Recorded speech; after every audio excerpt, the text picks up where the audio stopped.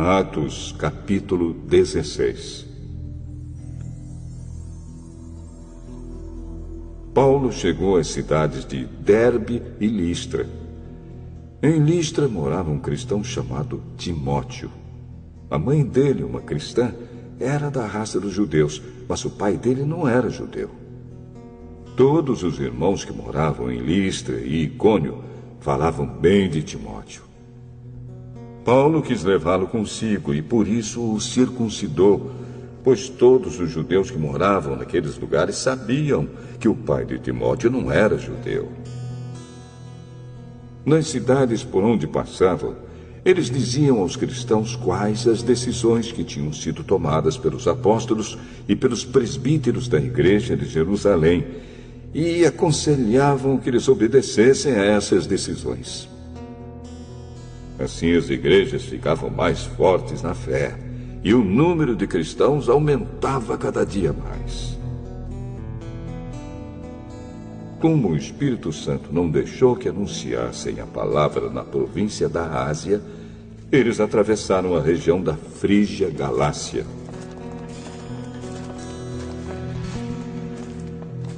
Quando chegaram perto do distrito da Mísia, tentaram ir para a província da Bitínia, mas o Espírito de Jesus não deixou. Então atravessaram a Mísia e chegaram à cidade de Troade. Naquela noite, Paulo teve uma visão. Ele viu um homem da província da Macedônia que estava de pé e lhe pedia: venha para a Macedônia e nos ajude. Depois dessa visão, nós resolvemos partir logo para a Macedônia, pois estávamos certos de que Deus nos havia chamado para anunciar o Evangelho ao povo dali. Nós embarcamos em Troade e fomos diretamente para a ilha de Samotrácia. No dia seguinte, chegamos ao porto de Neápolis. Dali fomos a Filipos, que é uma cidade do primeiro distrito da província da Macedônia, e também colônia romana, onde ficamos vários dias. No sábado saímos da cidade e fomos para a beira do rio, pois pensávamos que ali devia haver um lugar de oração para os judeus. Sentamos e começamos a conversar com as mulheres que estavam reunidas lá.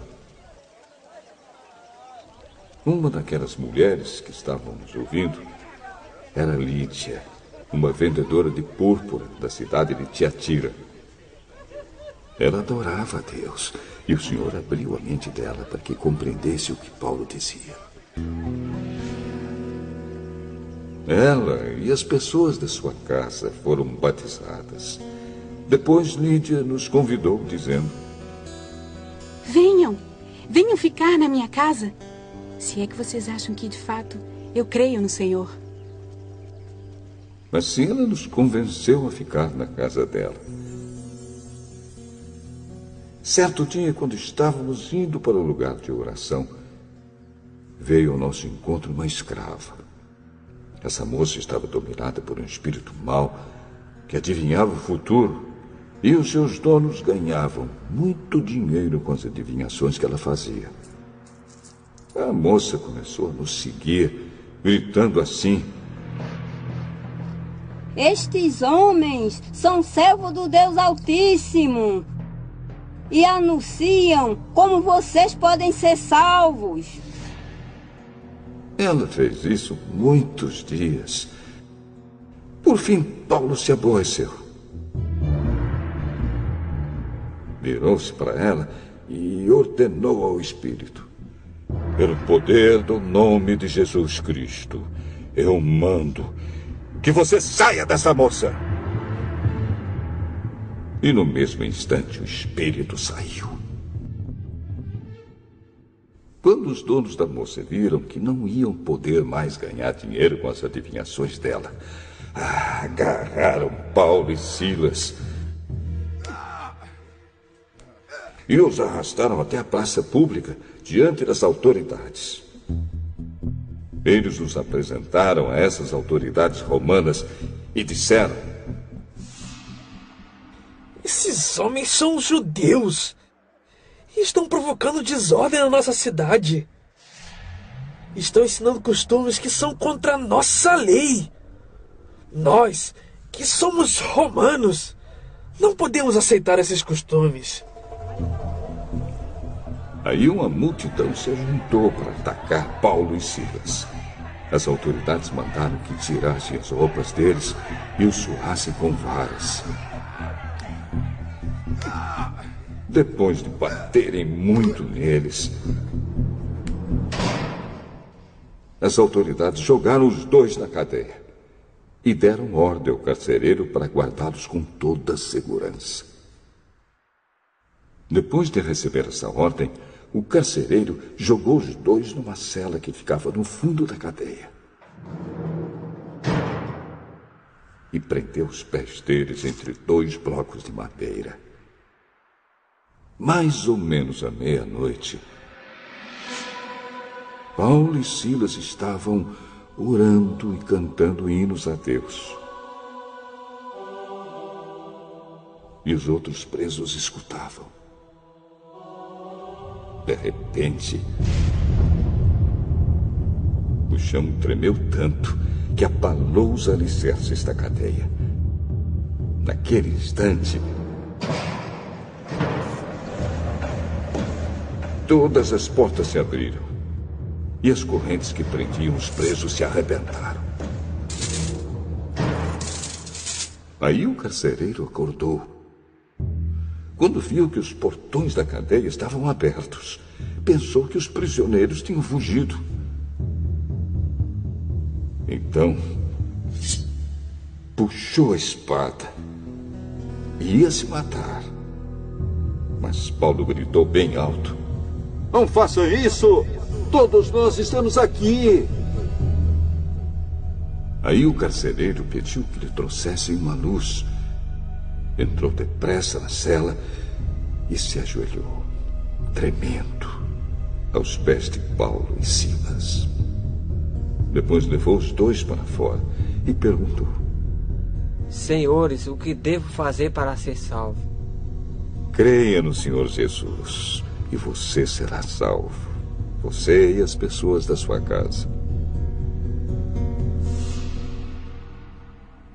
Então eles anunciaram a palavra do Senhor ao carcereiro e a todas as pessoas da casa dele. Naquela mesma hora da noite, o carcereiro começou a cuidar deles, lavando os ferimentos da surra que haviam levado. Logo depois, ele e todas as pessoas da sua casa foram batizados. Em seguida, ele levou Paulo e Silas para sua casa e lhes deu comida. O carcereiro e as pessoas da sua casa ficaram cheios de alegria, porque agora criam em Deus. Quando amanheceu, as autoridades romanas mandaram alguns policiais com a seguinte ordem para o carcereiro: solte esses homens. Então o carcereiro disse a Paulo: as autoridades mandaram soltá-lo. Pode ir embora em paz. Mas Paulo disse aos policiais: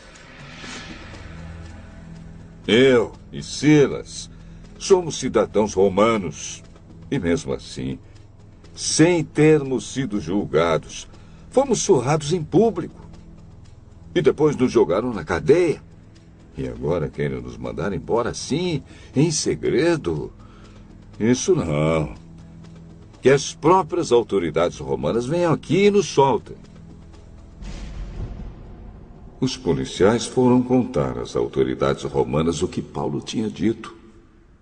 Quando as autoridades souberam que Paulo e Silas eram cidadãos romanos, ficaram com medo e foram pedir desculpas a eles. Então os tiraram da prisão e pediram que fossem embora da cidade.